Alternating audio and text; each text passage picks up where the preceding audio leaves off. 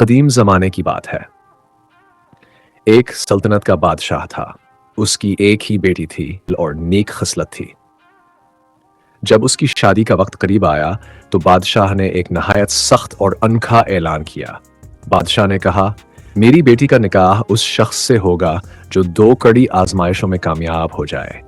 پہلی یہ کہ اسے ایک خونخوار شیر کے پنجرے میں ڈالا جائے گا اور وہ اس شیر کی آنکھیں نکال کر باہر نکلے گا۔ دوسری یہ کہ اسے شہر کی سب سے مشہور طوائف کو جسمانی طور پر مطمئن کرنا ہوگا۔ یہ اعلان سنتے ہی پورے شہر اور اطراف میں ہلچل مچ گئی۔ طاقتور، بہادر اور دولت مند لوگ اس آزمائش میں اترے، لیکن انجام سب کا ایک ہی ہوا۔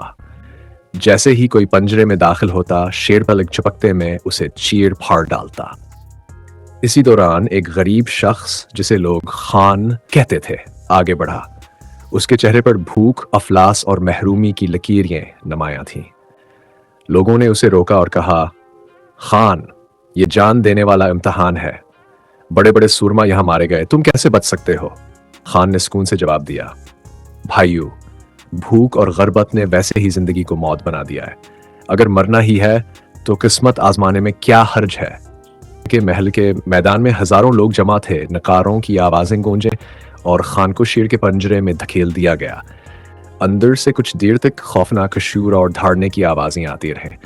جب میں نے سمجھ لیا کہ خان بے دوسرے لوگوں کی طرح ختم ہو گیا، مگر چند لمحوں بعد مکمل خاموشی چھا گئی۔ جب دروازہ کھولا گیا تو منظر دیکھ کر سب دن گرہ گئے۔ شیر کونے میں دبکا بیٹھا تھا، سر جھکائے، گویا شرمندگی آور شرم سے زمین میں گڑ گیا ہو، اور خانہ اس کے اوپر پاؤں رکھے فاتحانہ انداز میں کھڑا تھا۔ لوگوں کے سانس تھم گئے۔ بادشاہ اور درباری حیرت سے ایک دوسرے کو دیکھنے لگے۔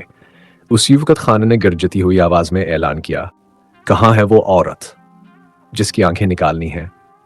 یہ حکایت دراصل اس حقیقت کی نشاندہی کرتی ہے کہ غربت اور مفلسی انسان کو ایسا حوصلہ عطا کر دیتی ہے جو بڑے سے بڑے درندے کو بھی شرمندہ کر دے۔